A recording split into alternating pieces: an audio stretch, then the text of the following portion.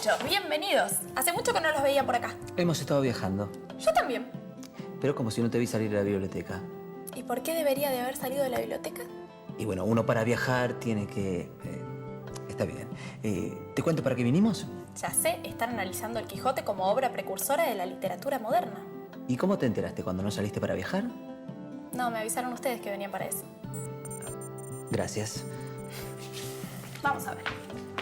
Don Quijote de la Mancha, escrita por Miguel de Cervantes Saavedra, editada en 1605, es una de las obras más destacadas de la literatura española y de la literatura universal. Claro. Y una de las más traducidas. Su título original, El ingenioso hidalgo Don Quijote de la Mancha.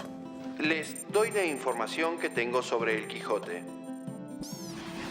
Su argumento. En un pueblo del centro de España, un hidalgo de posición modesta ha perdido la noción de la realidad por leer tantos libros sobre fantásticos caballeros andantes. Hidalgo era un título concedido a los viejos castellanos, una especie de nobleza rural. Decide entonces imitar las hazañas idealistas de los caballeros, aunque ya no eran comunes en esa época. Busca unas viejas armas, adopta el nombre de Don Quijote y sale a la aventura con su caballo Rocinante. Cervantes abre la era de la novela moderna con ironía y con humor desde el principio. Por ejemplo, en el título, El ingenioso hidalgo Don Quijote de la Mancha. Ahí ya la novela nos da una de sus claves, la ambigüedad. La ambigüedad. Porque para la época, ingenioso era tanto hombre de entendimiento sutil como loco. Vamos a leer este fragmento donde Don Quijote, en una de sus primeras salidas, va a una tienda por comida y llega el momento de pagar. Por favor. Preguntóle si traía dineros. Respondió Don Quijote que no traía blanca, porque él nunca había leído en las historias de los caballeros andantes que ninguno los hubiese traído. A esto dijo el ventero que se engañaba, que puesto caso en las historias no se escribía, por haberles parecido a los autores de ellas que no era menester escribir una cosa tan clara y tan necesaria de traerse como eran dineros y camisas limpias. No por eso sabía de creer que no los trajeran. ¿Entendimos? Sí, claro. Para crear esta novela, Cervantes se esconde tras el nombre de un narrador que llama Cide Hamete Benengeli, cuyos manuscritos dice haber encontrado. En el Quijote aparece la diferencia entre el autor y el narrador, que es el mayor hallazgo de la novela moderna. Con la figura del narrador aparece una voz que no es el autor. El narrador es el encargado de contar o narrar los hechos dentro de una novela o cuento. Es una entidad dentro de la historia diferente de la del autor, que es la persona física que la escribe, que la crea. La novela de Cervantes marca un antes y un después en la literatura. Un antes y un después. Además, en Don Quijote aparece otra de las características de la novela moderna, que es el ámbito social, el mundo del personaje. Vamos a ver cómo empieza. En un lugar de la Mancha, de cuyo nombre no quiero acordarme, no ha mucho tiempo que vivía un hidalgo de los de lanza en astillero, adarga antigua, rocín flaco y galgo corredor. Tenía en su casa un ama que pasaba de los 40 y una sobrina que no llegaba a los 20, y un mozo de campo y plaza que así ensillaba el rocín como tomaba la podadera. Frisaba la edad de nuestro hidalgo con los 50 años. Era de complexión recia, seco de carnes, enjuto de rostro, gran madrugador y amigo de la casa. Quieren decir que tenía el sobrenombre de Quijada o Quesada, que en esto hay alguna diferencia en los autores de que este caso escriben, aunque por conjeturas verosímiles se deja entender que se llamaba Quejana. Como vimos desde un comienzo, el Quijote es un claro ejemplo de la novela moderna, porque tiene un narrador externo y nos muestra el ámbito social del personaje. Y también encontramos el conflicto entre el héroe y el mundo. Entre el héroe y el mundo. En resolución, él se enfrascó tanto en su lectura que se le pasaban las noches leyendo de claro en claro y los días de turbio en turbio. Y así, del poco dormir y del mucho leer, se le secó el cerebro de manera que vino a perder el juicio. Llenósele la fantasía de todo aquello que leía en los libros, así de encantamientos como dependencias, batallas, desafíos, heridas, requiebros, amores, tormentas y disparates imposibles. A lo largo de una novela aparecen descripciones de los personajes y de los ámbitos en los que estos se desenvuelven. Sin embargo, no solo de estas descripciones los lectores pueden captar cómo son las características físicas y psicológicas de los personajes. Veamos. La aventura va guiando nuestras cosas mejor de lo que acertáramos a desear. Porque ves allí, amigo Sancho Panza, donde se descubren 30 o poco más desaforados gigantes con quien pienso hacer batalla y quitarles a todos la vida, con cuyos despojos comenzaremos a enriquecer.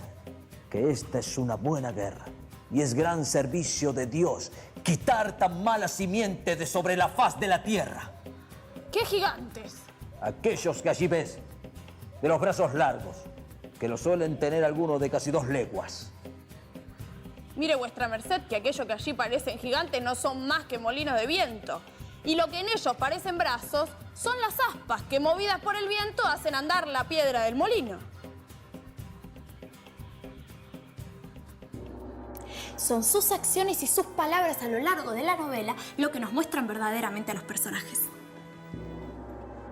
¡No usan cobardes y viles criaturas! ¡Que un solo caballero es el que los acomete!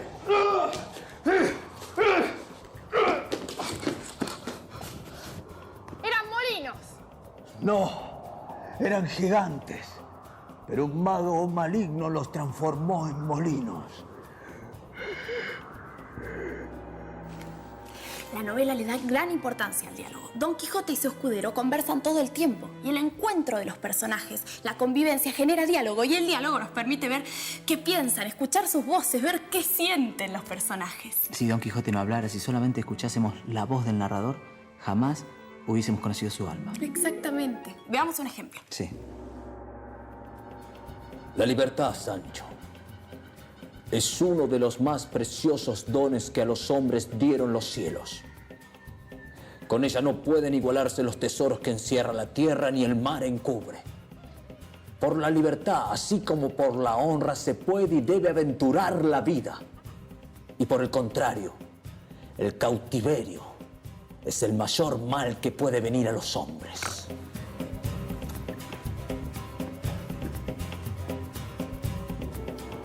Entonces la novedad de esta novela es cómo aparece el mundo narrado. La novela es un conjunto de voces. En Don Quijote de la Mancha aparecen las voces de los letrados, de las clases populares, de los distintos oficios y profesiones, de las cortes, de los condenados. Está la voz anticuada del caballero que habla como los personajes de las novelas que él leyó y no como los de las novelas que él protagoniza. Exactamente.